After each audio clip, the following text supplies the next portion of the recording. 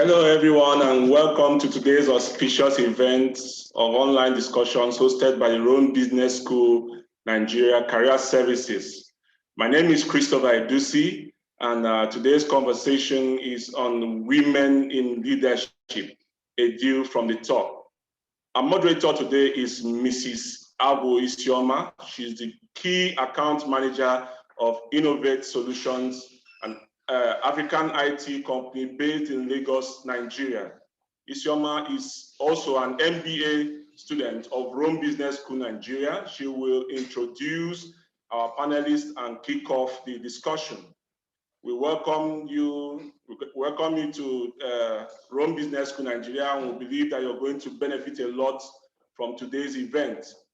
You can submit your questions and comments through the chat room on your screen, and if you have any questions or maybe you need an opportunity to speak, you can use the raise hand function to indicate, and we'll attend to you during the Q&A session. I'll turn things over to Isioma. Before I continue, I noticed that one of our key panelists is yet to join. I believe she will join us as the program goes ahead. So I would like to hand over to Isioma to take it from here. So Isioma, how are you doing? Can you unmute yourself, please? Oh, thank you, Christopher. Good afternoon, everyone. Can you hear me, please? Yes, we can hear you. All right, so just dive in. Good afternoon and welcome to our first edition of Women in Leadership series, a view from the top. My name is Isioma Agu, key account manager at Innovate Solutions, and also I am an MBA student at Rome Business School here. It's my pleasure to moderate today's event, which brings great women in leadership from business and tech to Rome Business School. That journey is one that has inspired me, and I know for sure will also inspire a new generation of women that I believe will make a lot of transformation in the world today. So I would kindly start with a brief introduction bio of our speakers, after which we would delve into questions relating to their career journey. So please permit me to introduce Jessica Espinosa, please. Jessica is a senior investment manager at DEG, the German Development Finance Institution, KfW Group, and the chair of 2X Challenge, a global initiative that has mobilized over $5 billion of gender-lens investment since its launch at the G7 Summit in 2018. Jessica has extensive experience sourcing, structuring, and executing debt and equity deals in emerging markets with a strong focus on social impact. She serves on the board of director of Alpha Multi Foundation and of the Mexican financial institution Mega, as well as on the advisory board of several private equity funds. Jessica is a co-founder of ESCO Unlimited, an edu venture empowering adolescent girls to leapfrog to digital jobs of the future. As a mentor for endeavors, she supports high-impact companies as they scale up. Jessica is also a PhD candidate at the University of Siegen, researching the transformative potential of gender lens investing. Please welcome Jessica. Our second speaker for today is a high-performing executive with over 15 years in the financial service industry. Her name is Odili Ogini. She's the CEO of United Capital Asset Management Limited, the investment management company of United Capital PLC. Please, can you all hear me, please? Yes, we can. Yes, we can hear you. All right, thank you. She leads a team of investment professionals dedicated to delivering superior performance across various asset classes. She manages over 300 billion naira in total assets for both institutions and individual investors across equity, fixed income, and multi-asset strategies and solutions. Before she was appointed CEO, Odili served in various senior level finance roles, including the group CFO of the United Capital PLC. She's an angel investor and a member of a member of Rising Tide Africa, a network that focuses on investing in early startups that are for female-owned, female-led, or with a gender-diverse leadership and management team. She's also a founding member of GAIL Africa, Africa's members-only club dedicated to 75% of female executive entrepreneurs and senior-level professionals. Odile participate in various mentoring programs, including the Women in Investment Management of the CFA Society Nigeria and WIMP's mentorship, as well as mentorship for young female executives. She has been recognized as a top 100 career woman in Nigeria as of 2021. Our third speaker is a global tech and finance leader with over 29 years of career achievement. Her name is Kimberly Ellison Taylor. She's the CEO of Kent Solution, a consulting firm focused on business growth, innovation, strategy, and transformation with leadership inclusive. Ellison Taylor is a sought-after keynote speaker and has received many awards and recognition for expertise and leadership, including Accounting Today's top 100 most influential people in accounting and CPA Practice Advisors, 25 most powerful women in accounting. For almost 17 years, Ellison Taylor served in global leadership roles for Oracle Corporation. Kimberly advised C-suite executive on cloud solutions and innovations, as well as transforming businesses. Kimberly has volunteered in the profession for over 20 years, including leadership position as chairman of the American Institute of CPAs, chairman of the Association of Certified Professional Accountants, and the chairman of Maryland Association of CPAs. Kimberly is also the chair-elect for AI CPAs, National Commission on Diversity and Inclusion, and the incoming president-elect for Beta Alpha PSI. Her personal reflection is, to whom much is given, much is required. Furthermore, on our fourth speaker, she goes by the name Adenike Ogunleshi. She's a trailblazer by design, a founder and creative director of the leading premium children's clothing brand, Rough and Tumble. Her journey is a masterclass of resilience and relentless creativity spanning the course of 25 years. Her brand story is a stuff of fashion legend, inspiring thousands after her, starting her global business from the boot of her car 25 years ago in Lagos. She recognized early enough the lack of well-made children's clothes and accessibility to doting parents. Adenike has opened doors for a new way of doing fashion business. Today, our company is at the center of manufacturing kids essentials across West Africa, operating to international standards with over 300 dedicated employees, 17 retail outlets, and a powerful online presence, as well as lofty expansion plans across Africa's continents and the international community. It has also made her an integral part of Nigeria's fashion economy, an industry now valued at over $4 billion. Her calling and desire for the development and growth of people also led to the birth of her foundation, Betty Okuboyejo.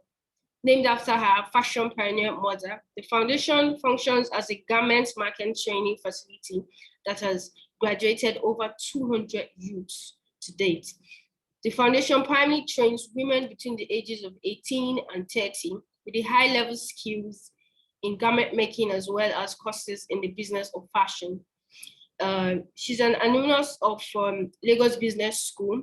She's also a non-executive director at Lafarge PLC, and the founding member and the first president of the Network of Entrepreneurial Women at the Nigeria Employers Consultative Association, NECA.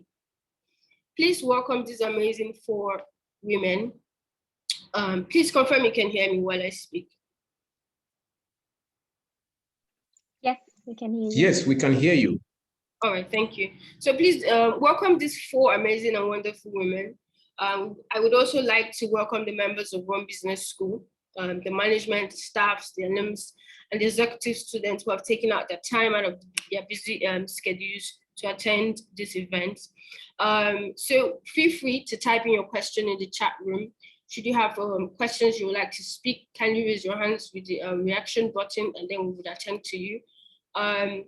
So I would delve into questions just to confirm that my expert speakers are here. Odili, Jessica, Kimberly, and Oguleshi, please confirm you can hear me, please.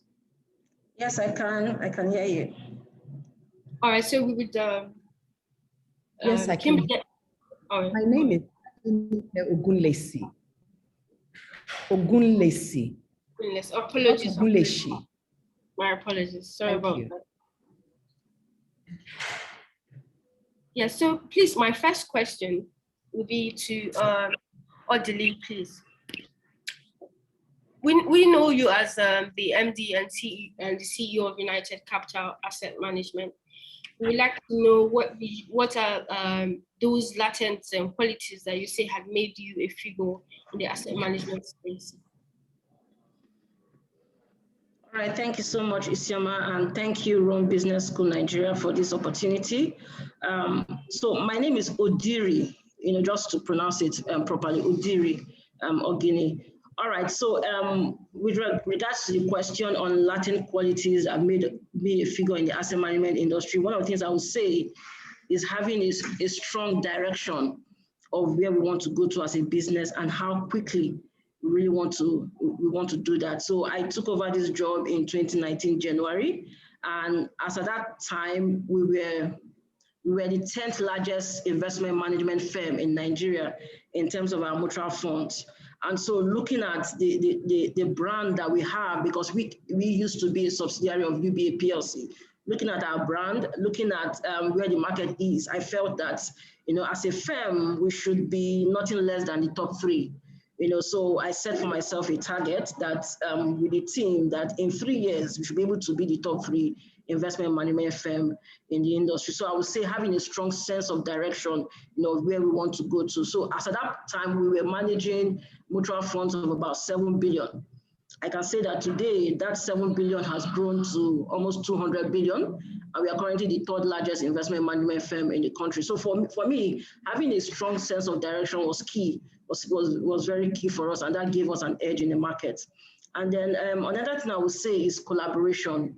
Yes, it's an investment community, you're an investment professional, but being able to collaborate with other investment professionals, other investment management companies in the market was also key for me. So we built that structure of collaboration in distributing our product. So today we have a number of our competitors who are looking to us to also work with us, in the investment management space. So for me, it was basically having a strong sense of direction and being able to build collaboration with other market players in the industry.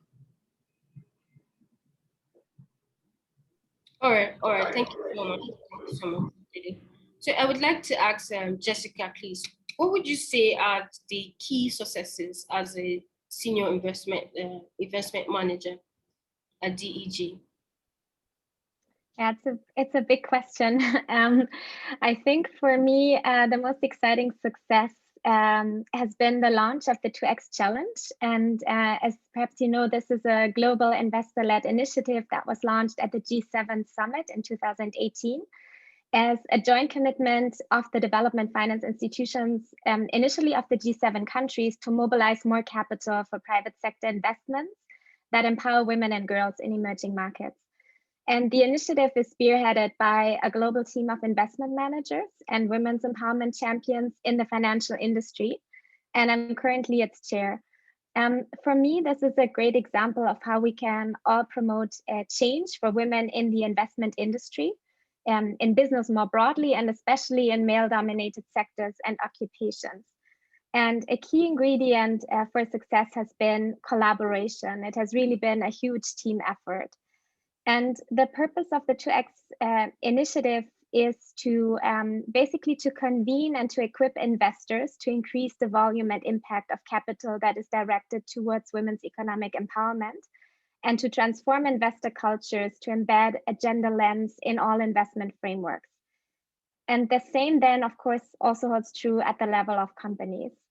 As you probably all know, you mentioned this in your question, especially the private equity and venture capital industry has been very male dominated. There are very few women that make it to the top of decision making because the glass ceiling in this industry is incredibly thick. And this problem at the investor level is then further perpetuated at the level of companies. And as a result of these gender biases, we see significant gender gaps in capital allocation to entrepreneurs. So female founders still only receive 2% of venture capital dollars. The other 98% go to male founders. And I mean, you know it better than anyone on the African continent. The share of women entrepreneurs is very high. So it's not for a lack of talent in the market. And there are really important distortions because of this male-dominated investor culture. So the 2X Challenge aims to change this. We work with private equity and venture capital firms to tackle gender biases, to break the glass ceiling, promote diversity and inclusion at all levels, and to add a gender lens to the entire investment strategy, to close the gender gap in capital allocation to entrepreneurs, and to work with companies to promote women's empowerment at all levels and along the entire value chain. So the 2X Challenge has had an initial target of mobilizing at least $3 billion from its launch at the G7 Summit in 2018 until the end of 2020. We will soon announce our achievements at the upcoming G7 Summit in June, but I can already say that we have really significantly surpassed our initial target. So that is, for me, a big success to celebrate. At the same time, I'm conscious that it's still a very long way to go. The financing gap is still huge, but it's one of the things I'm most excited about. And as I mentioned, it's really been a team effort. So this collaboration with other women and also men in the investment industry has made this possible. Well, thank you so much, Jessica. Thank you for sharing that. Mrs. Ogunlesi, please, I would like to know, like, how have you been able to navigate your complex role as a founder and also a non-executive member of Lafarge Africa? How have you been able to navigate handling both roles, or more than one, because we saw that you're also founders of other foundations and all that. Have you been able to navigate this complex role? Good afternoon, everyone. And it's good to see you again, Jessica. I'm very happy to be here this afternoon. And nice to meet you, Ogiri. I think learning how to find integration as a woman is one of the fundamental things to being a successful woman in any career that you choose. So I think for me, it always began with, who am I? Who do I choose to show up as? Who do I need to become to achieve the goals that I've set for myself? And so it begins with me, first of all, understanding myself, my strengths, my areas of improvement, or my areas of learning, and knowing what I need to do to become the person that will take up that role. So I always have to have a growth plan. And I always believe it has to do with your mindset. It has to do with your ability to look after yourself mentally, emotionally, and physically, while understanding what it is that you want to achieve as a human being, and not focusing on my person as a woman, as defined by society. So my focus is on my humanity. And as a human being, what is the gift I want to give to the world? And when I approach things that way, I first of all tend to then take out a lot of the preconceived biases because I refuse to see them. And I refuse to just accept that they are there. So that I'm coming from a place of, what do I want to do? So I can either be a victim of circumstance, or I can be a creator of my own experiences. And I've always found that deciding to be a creator of my own experiences means that I will get what it is that I want, because I will focus on what I want until I get it.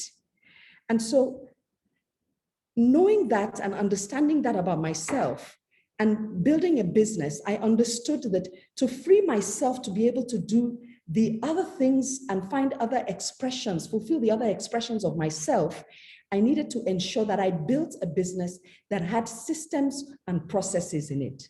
So I could not do this without having a support system. A support system, a group of women that I would discuss things with, or even if there is a man I need to talk to, I would talk to him about, something going on in my business, what is, about the next line of action I need to take. Plus, within the business itself, building a structure where there are systems and processes, where there's a performance, a matrix, where there's performance measurements to help people achieve what it is that they're supposed to achieve. Now, when that happens, it means you also have to hire the right kind of people. And once you hire the right kind of people and you build the dream team, you will find that as a leader and founder, you do not have to be so operational, because you will have the people within your business who are assigned to those roles and they report back to you. But it doesn't mean you are not hands-on. For example, I love my work. I love to design. I love the creative space. I enjoy it. If you leave me in the factory with the sound of the machines, I can get drunk on it. That's what I like.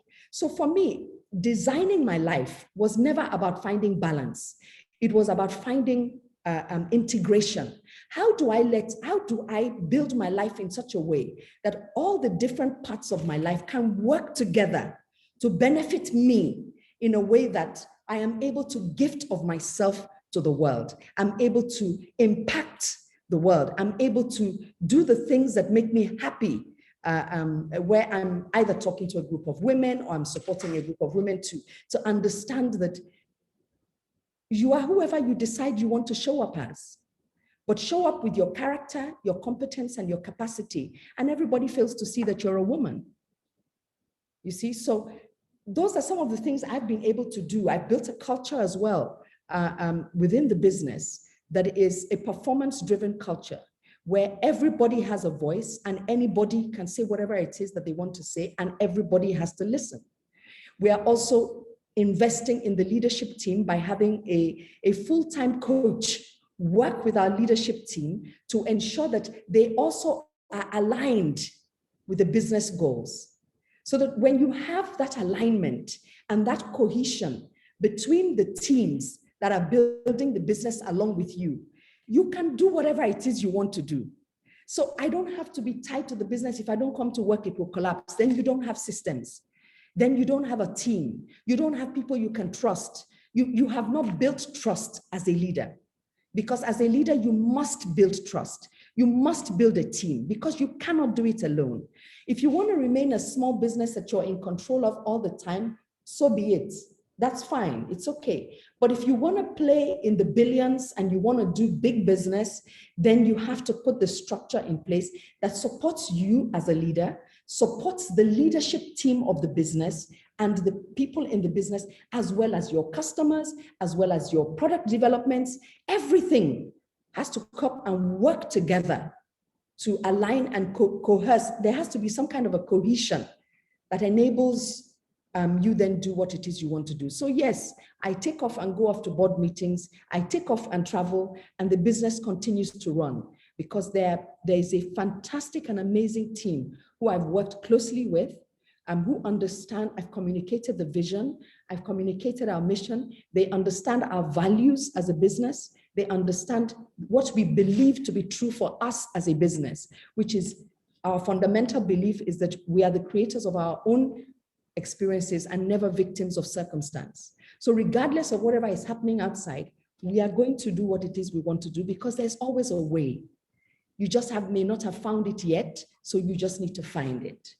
So those are some of the things that I have been able to do, and those are some of the things we believe is possible for us to be able, for me to be able to do the things that I do.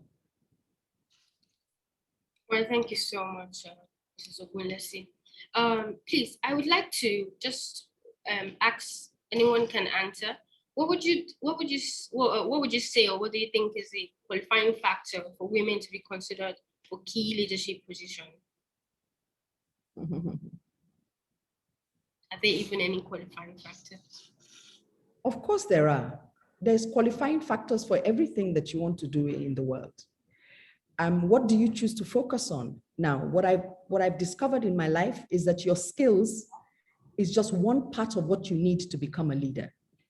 You need, as I said earlier, you need your emotional, your mental, your physical states, as well as the skills of communication, of resilience, of agility, of flexibility, of an openness in your mind to consistently learn.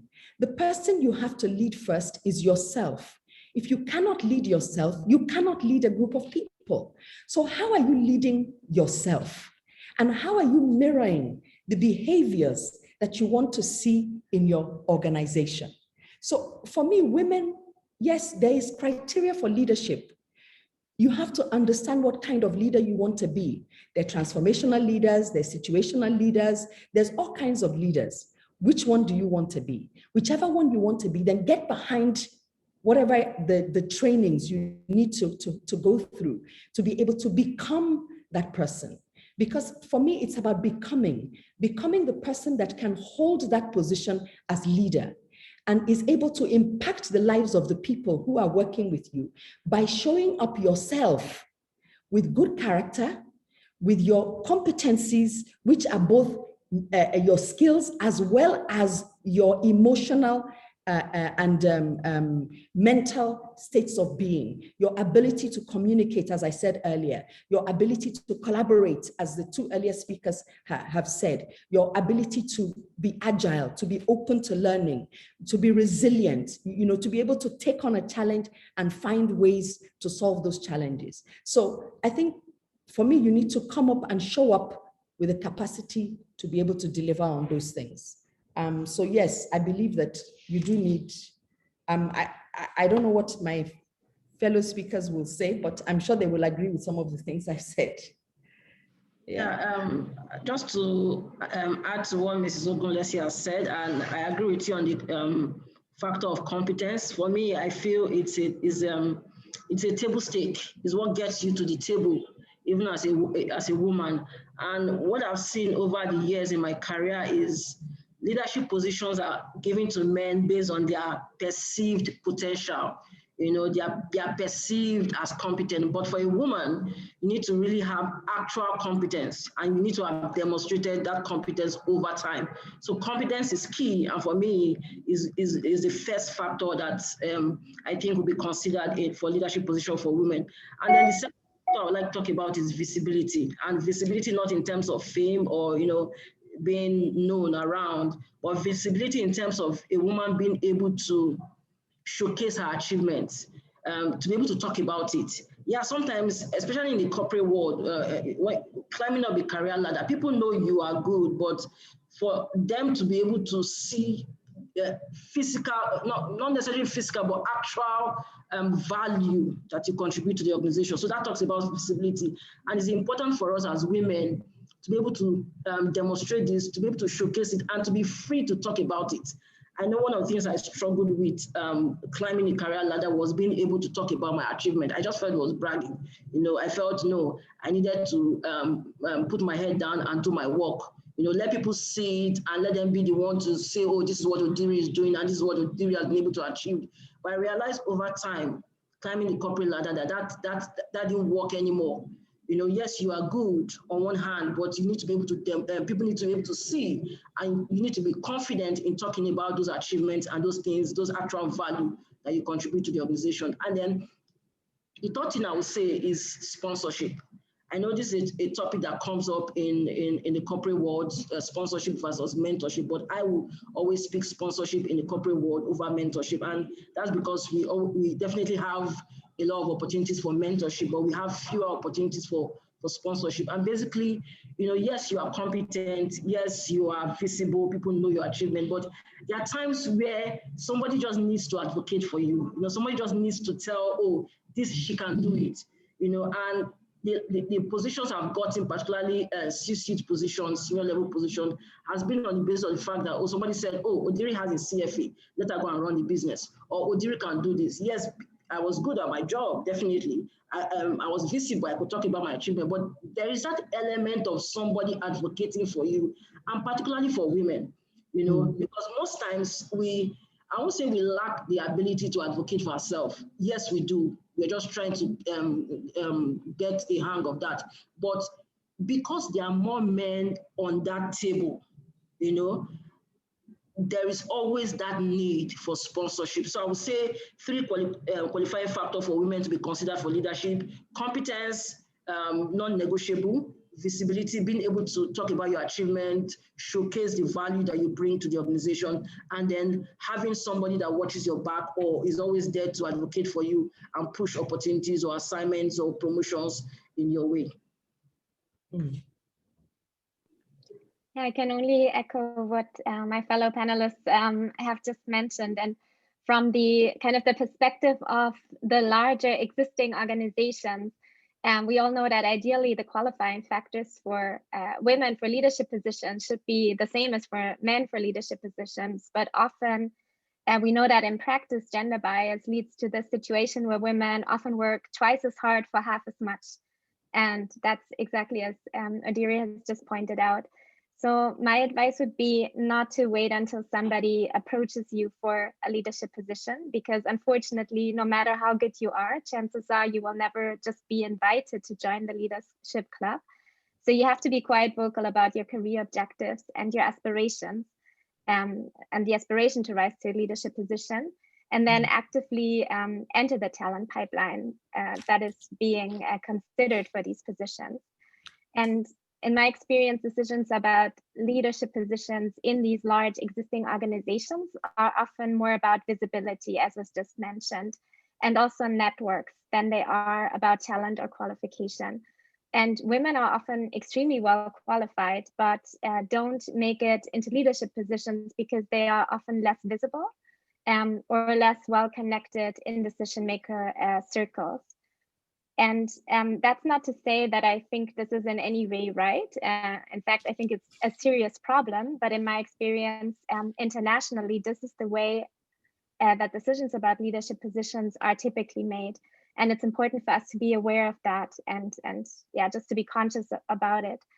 So what this means for aspiring women is to not only be a top performer, but also to make your achievements visible, as was just pointed out, and to get connected and to invest time into building an internal and external network. And then also to be vocal about your career objectives and proactively seek out opportunities to rise through the ranks.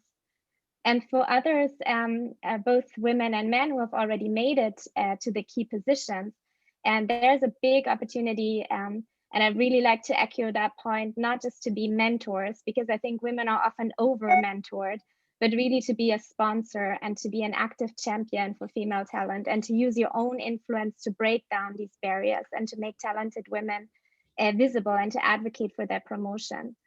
And the other advice I'd like to share with women, but really also with men who have a different background and a different perspective than the current majority of decision makers who are often very homogeneous, is to find your own voice and your authentic voice. And I think that takes us back to Adeniki's point, to really be conscious, what kind of leader do you want to be? Like, who do you want to become and what do you stand for?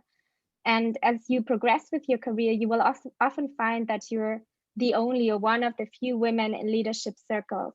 And you will encounter groupthink, and you may find it difficult to voice a different opinion when everyone else is always of the same opinion and there's not much of a discussion. But it's really important to speak up and to find your own voice. And it may be challenging at first, but you will earn a lot more respect when you are authentic and when you stand for something and when you defend your point of view. And others will appreciate this authenticity and this clarity. And it will help you to further rise to new levels of leadership and to also transform the culture and inspire others around you. Right, thank you so much. Audley, please, you talked about a lot about visibility, and we know majorly there's a the challenge of gender imbalance, even when it gets to who gets to say something on the table. Like, if you're in a position of leadership, sometimes women are not given the opportunity to air their views and opinions. How would you say you've been able to like conquer this challenge where basically handling gender imbalance in work, literally all through your career? How have you been able to conquer these challenges, and what advice would you give to women who are aspiring to be greater than where they are now? What advice would you give to them to conquer these basic challenges that we all face in the workspace? All right, thank you very much, Isioma, for that question. And when it comes to diversity, gender diversity and inclusion, I always look at it from two dimensions. I look at it that there's the part that is within our control as women, and then there is a part that is outside our control, which is the organization biases, individual biases that tend to affect us. So to a large extent, I think for the part that is within our control, I'll look at it from what Mrs. Ogulesi talked about, showing up. So I look at showing up on three levels, showing up on the basis of competence. You really need to be very good at what you do. My mantra is you have to be so good at what you do that you cannot be ignored. And for a woman is the beginning of playing the game. You really have to be not just good, but so good, because when they put you and a male gender, the difference has to be very clear. So when I look at gender diversity or equality, I look at it from that perspective, that let your differentiation be clear in terms of competence. And then the next thing I'll talk about is the issue of confidence, and rising up the career and women having confidence is a very big issue, and it adds to that gap. I will speak from my own experience. When I was given this job, I didn't pitch for the job. I wasn't even interviewed for the job. So for the first few months, I struggled with, do I really deserve this job? Why was I chosen? So I was struggling with that, so that affected my confidence. And so once your confidence is affected, it also affects how you negotiate. Because you'll be looking at it, okay, anything, just pay me anything, because of lack of confidence. So I'll look at showing up in terms of confidence, having the confidence. Yes, you have the competence, but having the confidence in yourself, that you can deliver on the job, that irrespective, you deserve the job. I had a boss who was, at the point in time, was about 4 to 5 level grade above me. And he kept complaining that, he wasn't paid enough. He needed more money, he wasn't paid enough. After a few years, he was moved to do on that job, and I was given that same job. And I was given the same job on the same salary I was, while I was reporting to him. And I didn't complain, And, it occurred to me that this same guy was far above me, and yet he felt he deserved more money. He wasn't given enough money. And yeah, I am, accepting this same job, for a lower pay, far lower pay. And I realized that it was as a result of confidence. So confidence is very key. The way you show up in competence, the way you show up in confidence will determine whether you are supporting that, supporting that gap, or you are working to close it. And then the last thing I'll talk about is asking. For a woman, there's no crime in asking for what you feel you deserve. And it's not about saying, my colleague is a male and is doing the same job with me and his pay is higher. It's not only about that, it's about asking. And asking is a function of the 2 points I've noted: your competence, that you are good, your confidence in yourself, that gives you, the ability to even ask for what you deserve. And, for us as female, it's easier to say, okay, I can still do the job, or I can take less, it doesn't matter. But what that does is that you're affecting the next person, that comes to that particular role. Because if the next person comes and says, after all, she accepted this lower pay, so why are you complaining? It's not the person's fault, it's as a result of your own fault.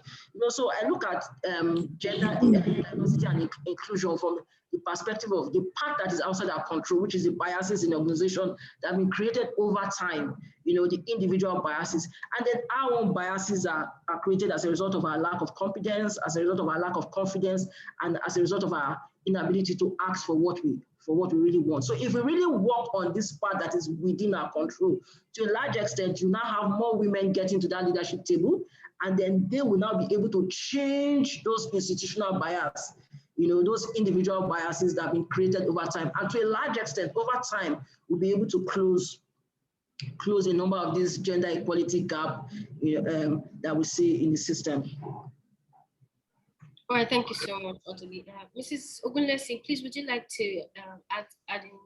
So what Odiri was talking about is called imposter syndrome, that a lot of us women tend to suffer from. And I suffered from it when I first got onto the board of Lafarge. It was mostly men. There were no women. There were next to, maybe there was another woman, and another woman joined after me. It was mostly male dominated. And it was a little bit intimidating because it was also a very high powered board. And I asked myself, what in God's name am I doing here? Cement is not even sexy. I mean, what's interesting about cement, for God's sake? Why am I here? And a voice just said to me, sit in here. You were chosen. There was something that was seen and you were chosen. So there's stuff for you to learn and there's stuff for you to share and to give. And so I literally talked myself out of that mindset and sat in my chair. Every time I sat in my chair, I own this seat. I deserve to be in this seat. I have every right to be in this seat.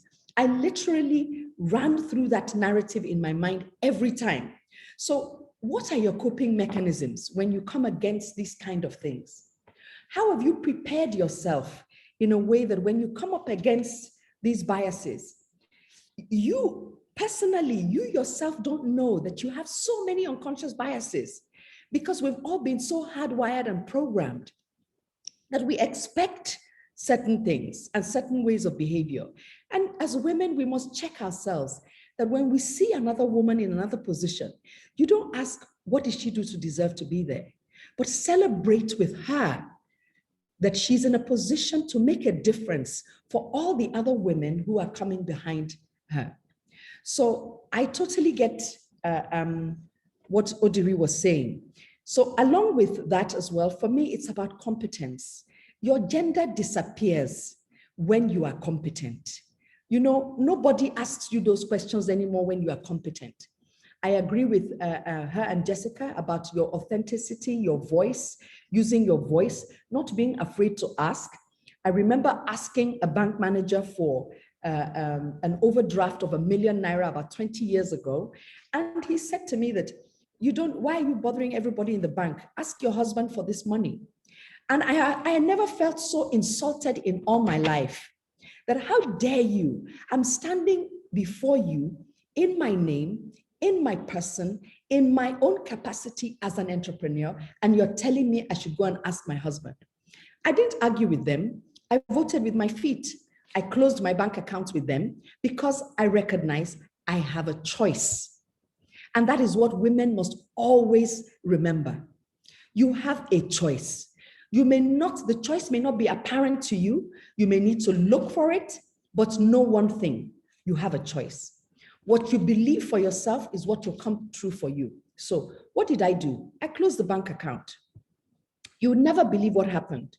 By the time I did then get in touch with another bank who then gave me the facility to enable me move the business to the next level, where we now took a whole building on Isaac John to do what we were doing.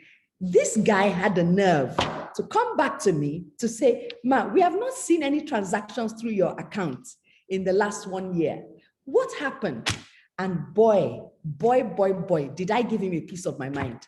I was not afraid to tell him that if he did not get off my lawn, he will be mincemeat in his own wife's soup pot if he wasn't careful. Again, you have to find humor in these things, because if you take them too seriously and you take yourself too seriously, you're going to get cancer or some dumb thing like that.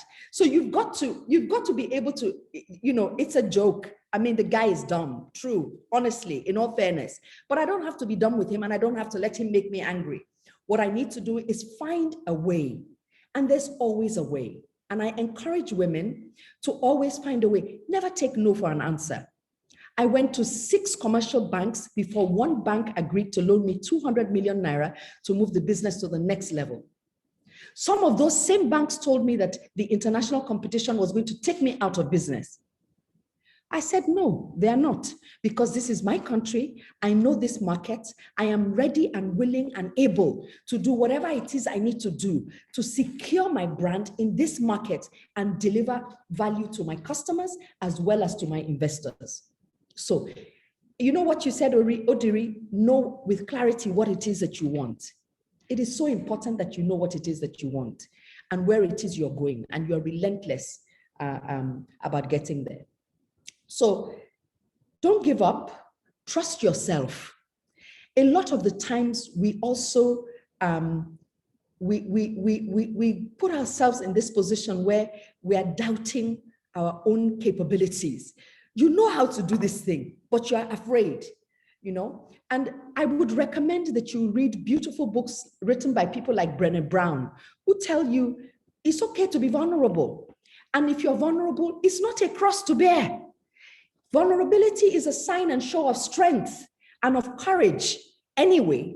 So by the time you have read authors women who have been through stuff that you can only imagine, and they've come out, excuse my expression, kick ass out of it, you know that you as a person, anything is possible for you if your heart desires it. It only ceases to be impossible if your heart does not desire it. But once you desire it, your gender will not get in the way. And one last thing I would like to say is this. Women, please listen very carefully. The journey of entrepreneurship knows no gender. It doesn't want to know whether you're a woman or whether you're a man. The marketplace doesn't want to know whether you're a woman or whether you're a man. The marketplace wants to know, do you have the capacity and competence to create value? Can you be trusted? Are you consistent? Can you deliver? Are you evolving? Are you growing? Are you dynamic? Are you agile in your thinking? And are you resilient when you need to be? So if you want to be an entrepreneur, you need to grow what I call mental muscles that see you through the days when you feel like throwing everything out and going to do something else. And one last thing I want to say to the women. It's okay to cry. It's not working. Go into your washroom, bawl your eyes out, wipe your face up, straighten yourself, straighten your clothes, throw your hair back, throw your head back, and walk out and face the world. The world is waiting for you. Just show up. Thank you. Thank you so much. Thank you so much. So my last question would be to Jessica. Seeing that you are very big in tech, so I'd like to ask, how have you been able to, so this is my question. How can you encourage more women to penetrate this tech industry? Yeah, it's a complex question. I will try to address it from a few angles. So first of all, I think role models play an extremely important role to show that women belong and can succeed in these male-dominated sectors. Role models play a big role in inspiring kids from a very young age. In fact, there's really interesting research that shows how boys and girls start out with the same aspirations and ambitions, and then already at a very young age, they experience gender stereotypes, which encourage and often pressure them into certain career tracks. And girls may be initially as interested in STEM, so in science, tech, engineering, and math topics as boys. but there's often a societal influence that pushes them into a different direction. And as a result, they choose a different specialization already in high school, which then already determines their future career path. We also see globally that even where girls pursue an education with a STEM focus, for example, get a university degree in finance or technology, there are important gender gaps when it comes from the transition from education to actual jobs. And it is, so I think that like making role models visible is extremely important. But it's also important to transform corporate cultures, because we see that women do indeed enter these male-dominated sectors, but then they often leave either because they start their own thing, like Adeniki, because they decide that they want to build their own thing and to develop their own culture and style and all of that, which is great. But another reason why many women who initially enter these male-dominated sectors and then leave is that they find the corporate culture there very toxic. And so there's no point getting more women into a corporate culture and a model that simply doesn't work anymore in the 21st century. So we need a modern corporate culture and a business environment where both women and men can thrive and are not limited by traditional gender stereotypes and social norms. And that brings us back to the role of social norms and gender stereotypes, starting from education, as I just described, but also extending to the workplace. And companies can play an important role in transforming these stereotypes by establishing, enabling workplace policies and practices that promote equal opportunity in the workplace and also equally shared unpaid care work in the family. And there are great examples of companies in many different countries, also in the SME space, that are innovating in this area. For example, by enabling flexible working, by providing childcare services, by also providing paid parental leave, not only for women, but also for men, and encouraging men to be champions for gender equality and to also play an active role at home. So I think it has to be a multi-pronged approach. But I think it's not enough to just address the barriers and to get more women into these sectors if the sectors themselves have a toxic culture that is not really future oriented, or that's just not, doesn't meet the kind of expectations and limits people. All right, thank you. Thank you so much, Jessica. So we'll move to the... If I may, I think this is a platform for women, is it not? Yes, it is. Okay. There are mothers and probably future mothers on this platform. And you know, I feel that women have to also help get rid of the stereotyping right from the home, where you are forcing your daughter to be in the kitchen and your son to play. I have 2 daughters. I never took them into the kitchen to teach them how to cook. Never did. I encouraged them to be creative. One of them today is working as a design director with Kanye West. The other one is a confidence coach, and they both can cook. Because when they got to university, they had to learn how to cook, otherwise they would starve and they would spend too much money. Yeah? But what I raised them to believe was that they were capable of doing anything and that nothing could stop them from being anybody they chose to be. And I think we women have to free ourselves. We have to free ourselves from the way we think about other women who are successful. We have to free ourselves about the way we think and raise the girl child. And one of the classic stories for me has always been this to men. If your daughter that you sent to Oxford and Cambridge marries a man and they decide to start a family, and then you get, she's a medical doctor, and then you get a letter from the White House, from the President of America, that says that this woman has the qualifications to be my medical doctor, and I would like to fly with her every time I go all over the world. And her husband says, no, she cannot go. What are you, the father, going to say to that husband? It's better you start saying those things from when that boy is a boy. for him to understand that women are human beings and they have the right to space and they have the right to be, do, and have anything that they so desire.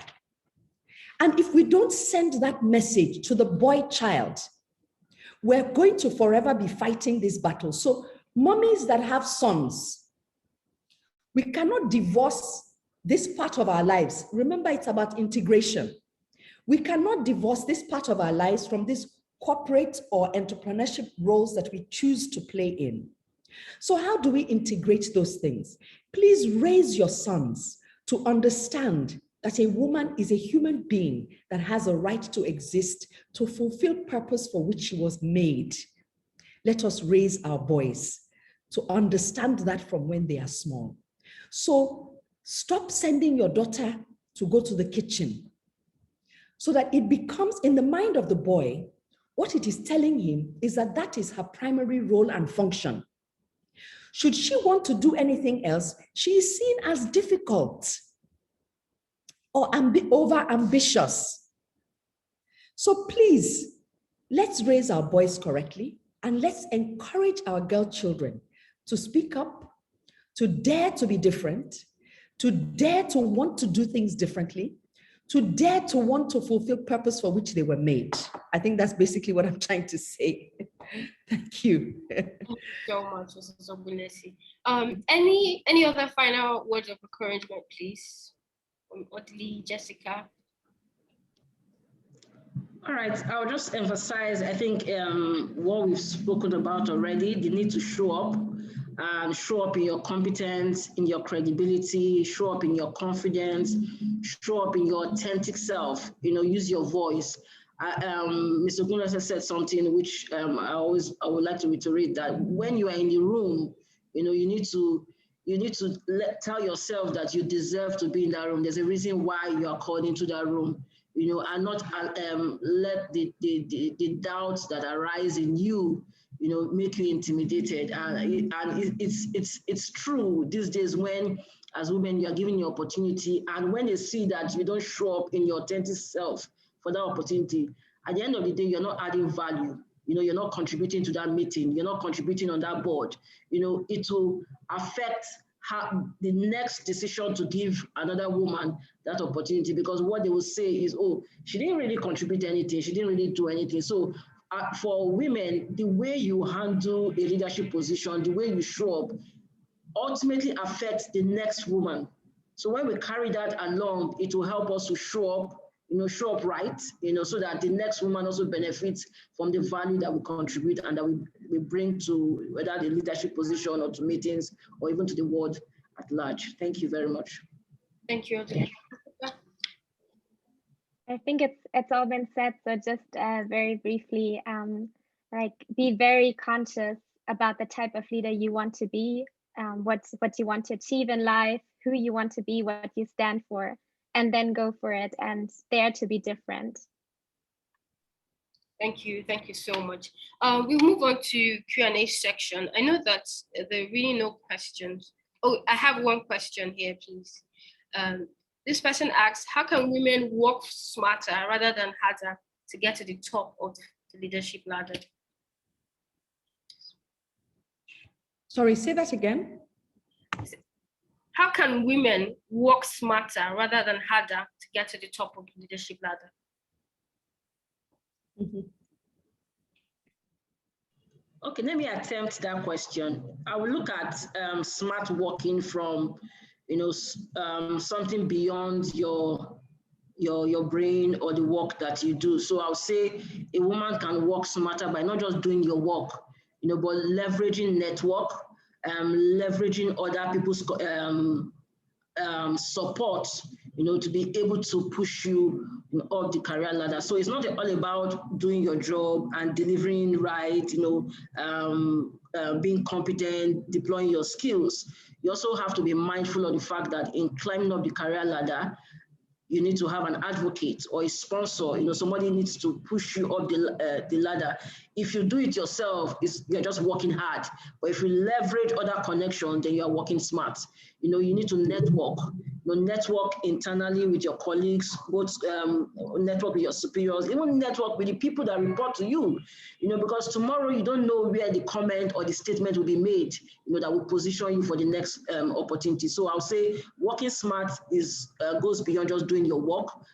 It entails leveraging relationships and contact and network to be able to get to the next level. All right, thank you.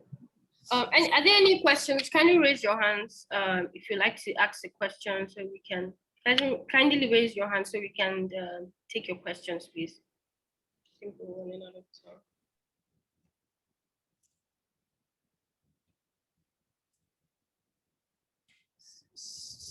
So somebody says that they would like to know the books that I mentioned. So the author's name is Brené Brown. And the particular book I was referencing is called Dare to Lead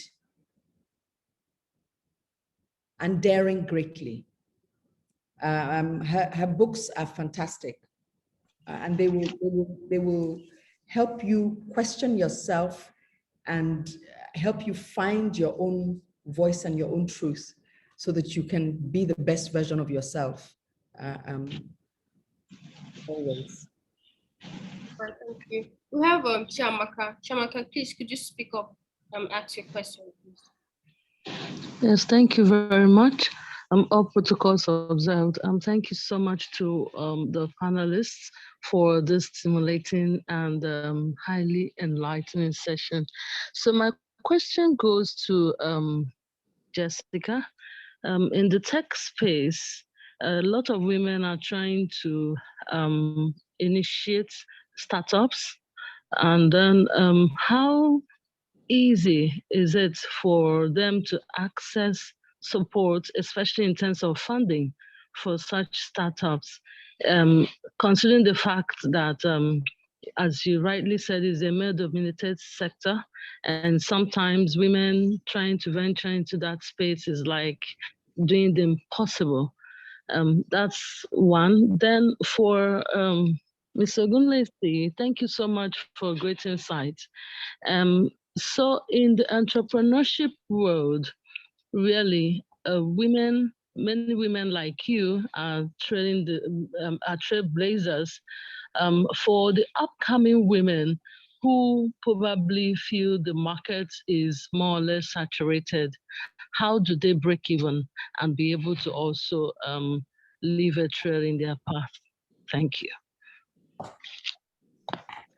So about the first question about financing, as you mentioned, it's, I mean, the statistics, they are very bleak.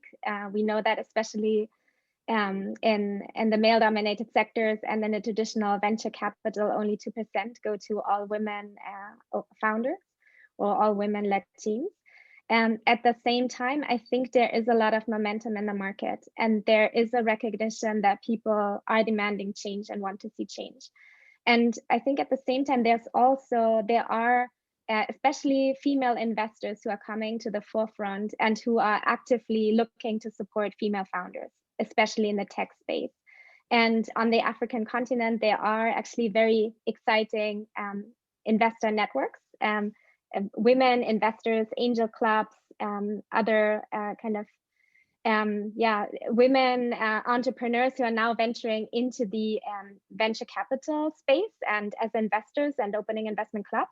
And they are designing also financial products that really meet the needs of entrepreneurs, because we know that often these venture capital models are imported from somewhere abroad. They don't necessarily meet the needs of the local entrepreneurs. And so I think there is a lot of momentum. It's still challenging, but there are very encouraging developments, and especially in Africa, I see a lot of innovation in West Africa and South Africa and Eastern Africa, really all over the continent. And so if you are a woman and you start your own business in tech, I would strongly encourage you to reach out to very proactively reach out to these female investors and to build networks. And I'm sure you will find the support that you're looking for. Okay, so thank you very much for that question. And thank you for your kind words and compliments. I think, let me begin with a very short, quick story. When I started Rough and Tumble, it was such a small business. I started it from the boot of my car. And there was already in existence a children's clothing brand in Lagos at the time that was called Balloon. That was like on 6 floors, very intimidating, very big, very, the inventory, you would be green with envy with the level of inventory that they had. But I was clear on what I wanted to do. I looked at their business and I felt, where was my strength, or where could my strength be? And my strength was in the ability to design and produce clothes locally, where they were still importing. So what were they not getting right? They were not agile. They were too big. Their systems were poor. Their systems were weak. It's as if they had lost sight of who their target market was, and who they were trying to serve, and what their USP was, and what their user experience should be like.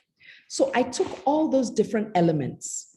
You see, there's a place in the market for you, but you have to find your place in the market. So you have to come into the market with what makes you different, what sets you apart, what makes you stand out in the marketplace. What value are you creating that people are willing to pay you for? They're willing to part with their money to pay you because you are giving them value. And so what I did was, I decided I was going to set up my store to look like a mini boutique. We were going to do only clothes. We were never going to do toys or baby baths or baby this or baby hardware, never. We were going to just take a segment and we were going to be the best in class at it, the best in the market at it. So yes, there's other people playing in the industry that you want to go into, but what are their weaknesses that can become your strengths? What are they not doing that you can start to do that sets you apart? I think for me, those are the key things that I did at the time. You would just have to do it afraid, because sometimes when you look at those companies, it can be overwhelming. You don't have their money, you don't have their inventory, you don't have this. And that's why create a niche and create a reputation as a company that brings value and is consistent with delivering that value. And once you build trust and reputation in the marketplace, you will get market share. You then have to decide what size of market share you want. And then you have to map out, you create a strategy in which you will approach the market so that you can get more of the market that you do want, if that's what you want. I keep saying this because I've spoken to so many women. Some women just want a business that gives them a little bit of money. Some women want to build an empire because they just love it. They love the idea of building an empire and impacting so many other women's and so many other people's lives and becoming an inspiration to other women. So you will be afraid, but do it afraid anyway. Map out who you want to be in the marketplace. What is your, who is your target market? What is your unique selling proposition? What value are you creating? And what experience do you want people to have? We're in an experiential economy at the moment. People love to have good experiences. When they come into your space, how do they feel? Yeah.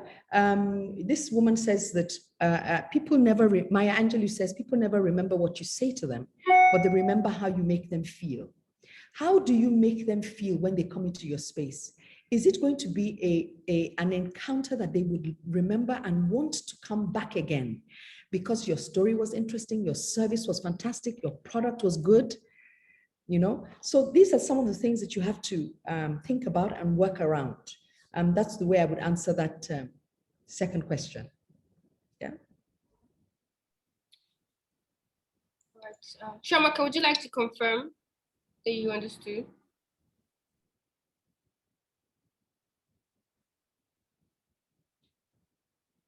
I think we should carry on. All right, please. I would like to welcome Kimberly. Sorry, she's one of our speakers. She is one of our speakers, but I think she had a bit network issues. So So she's just joining. Welcome, Kimberly. Please, can you did you say something, please? Oh.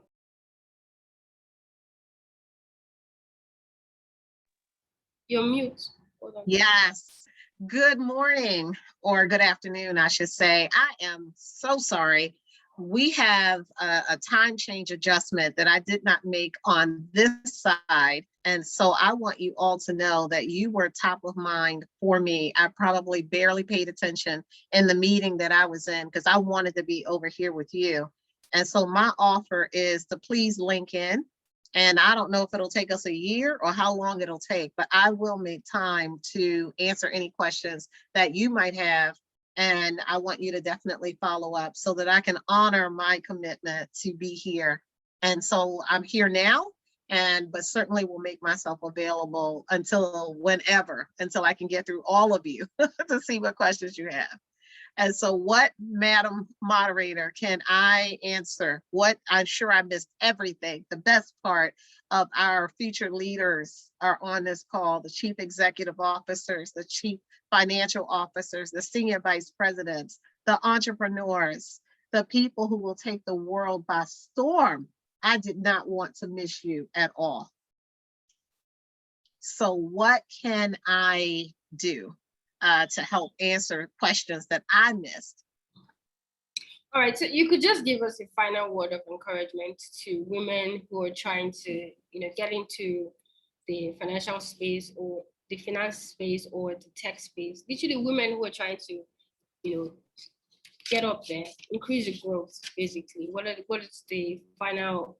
Just a word of encouragement. So this is what I would say. If you had a chance to look at my background, you might know that I grew up in the inner city of Baltimore. The inner city of Baltimore is unfortunately playing out on the news in a way that I would not necessarily like, but I came from very, very humble beginnings. And so my parents told me that as a female, and a Black female at that I would have to work twice as hard to get half the credit. They said, be careful of the company you keep. Be careful that the toes you step on the way up are connected to the rear you might be kissing on the way down. They also said that education levels the playing field. And so I took all of that advice to heart and was delighted to become the first Black person to become the chairman of the American Institute of Certified Public Accountants, the first Black person to be the chairman of the Association of Certified Professional Accountants. And yet my background is not even as a traditional finance person. It is a background that does have technology. And so I used to work at Oracle, which is an enterprise software leader, but I also am an adjunct professor at Carnegie Mellon University. I teach emerging technologies and innovations. So my path to progress, path forward, has been around making sure that I am differentiated, that I have the skill sets, the credibility, and the experience to be competent in any meeting and in any environment that I'm in. So I would say to the sisters on this call, to be competent, to be bold, to raise your hand, take the initiative. Don't be afraid. Know who you are and know whose you are, and know that you can do it. If anyone else is doing it, you can do it. And to take chances. That this is the part of your career where you can take those chances, and you can definitely find out more about process automation, AI, machine learning, blockchain, the Internet of Things, to differentiate yourself, even as you're keeping up with the IFRS, with the US GAAP, and all of the other things that might be on the horizon. Know that you can do it. You got to believe that you can do it. Otherwise, there's nothing that any one of us on this call can speak to you about. All right, thank you so much, Kimberly. I would call on the head of didactics and the program director from Business School to just give us a final closing remark as well. Thank you all for your time. There's a lot to learn here. Thank you all. Dr. Adobe, please, are you there?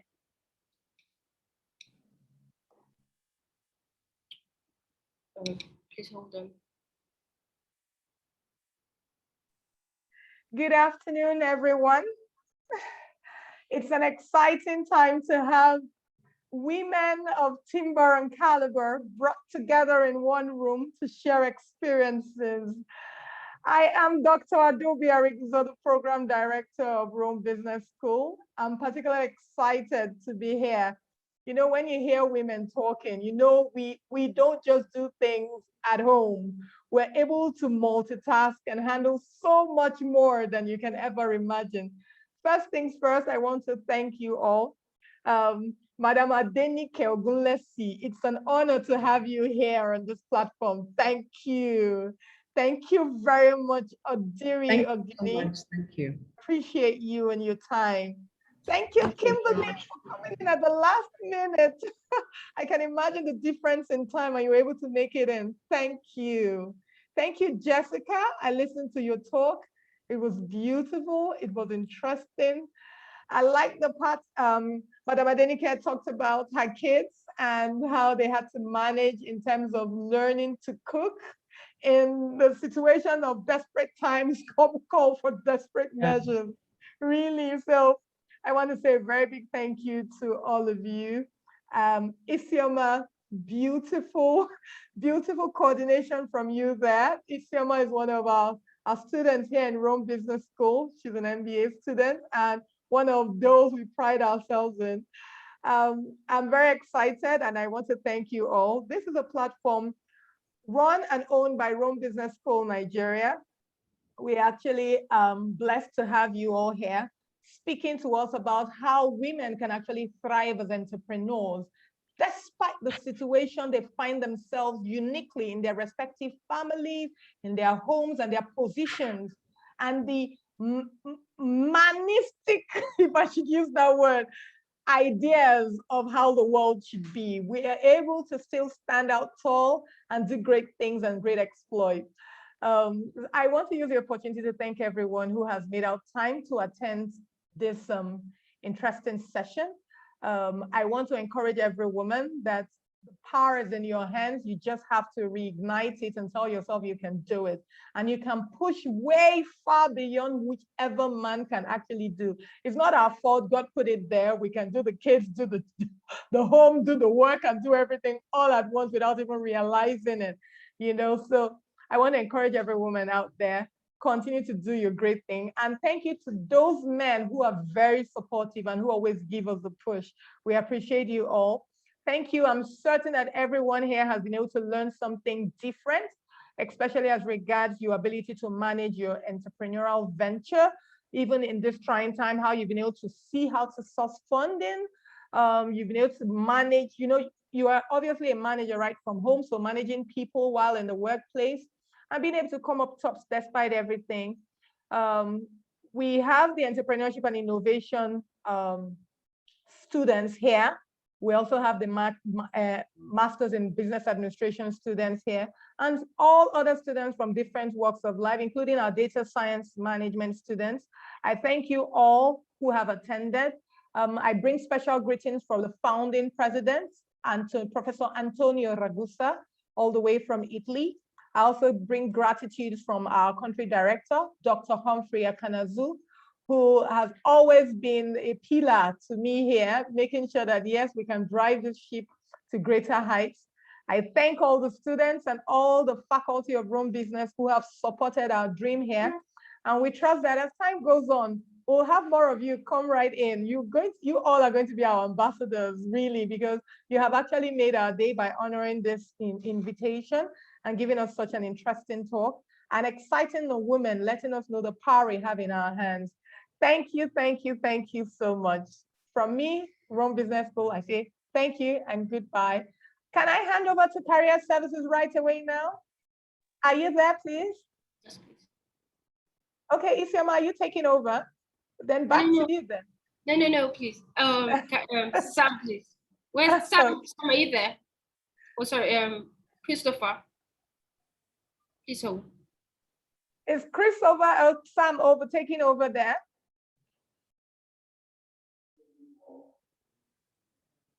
Please, could you unmute them, please, so that they can take over? Thank you all so much for joining in. Thank you, Dr. Adobe. I'm so glad to be part of this event, and I can tell that a lot of us here enjoyed ourselves and we learned a lot of things. So this event is recorded, and I know that there are many who are here that would like to get the recording. I'm going to share it across. So thank you so much to our panelists, Denike Ogunesi. We apologize for the mispronunciation of your name, please. Almost apologies. And Kimberly, thank you for joining. I know the time differences cause a lot of problems, but we are grateful that you're able to join in. And Isioma, thank you so much for your moderation. Thank you all to everyone that participated. Odiri, okay, Odiri, can you unmute yourself, please? Okay, so thank you so much for joining us today. We really benefited a lot from the words, and I can see there are so many takeaways from today's event. So thank you so much. We really appreciate that. And this event, like we publicized it, is not a gender-specific event. It's something that cuts across everyone for us to learn, and an opportunity for us to know the position that women deserve to hold. There is need for equity across levels, whether it is in leadership, in business, or anywhere. So thank you all so much for joining. I know I've learned a lot today, so I appreciate you all. So Philip, please, we would like to take a picture, a group picture, please, before we go. Would like to take a group picture. So I want to encourage everyone to please enable your video so that we can take a picture. And before we do that, can we all unmute ourselves so we can say thank you to our participants? Thank you. Appreciate them. Thank you. Thank you very much. Man, you guys never Thank you. disappoint. Thank you so much. I can see it's not a women affair. Thank you all. Not just a women affair. The men were really represented. I'm proud of myself. Okay, great. Thank you for the awesome information. Thank you. Thank you. Please, can you enable your video so that we can take a photograph? Mr. Philip, are you there, please? I'm on standby. I'm here. Thank you. Okay, please, can you enable your video so that I can take a photograph? I can see the emails are coming in. For those who are interested for the recording, please send in your email addresses. We'll have them sent to you before the end of working today. All right, Mr. Philip, we are ready, please. You can.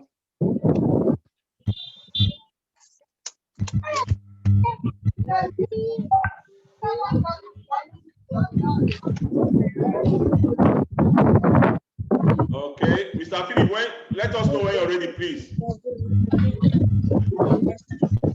Okay. Yeah. Oh, you say cheese.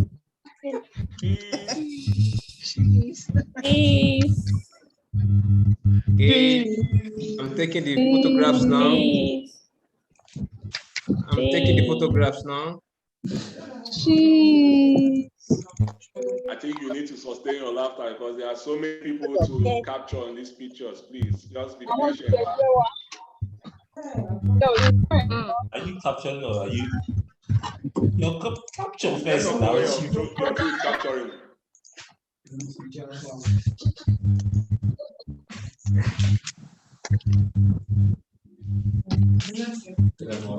Okay, I think it's all right now. All right, thank you all so much for joining in. I appreciate the panel discussants, Odiri Ogini, Kimberly, Mrs. Adenike, Jessica. Thank you all. So amazing she was. We appreciate you us today, and I'm sure we'll carry everyone along with the new event that will be coming up next week. So I want to use this opportunity to invite you all, and the information will get to your emails as soon as possible. So thank you all so much. I wish you a wonderful weekend. You can leave the room. Everyone, please wave as you go. Bye. Bye. Bye. I enjoyed my time.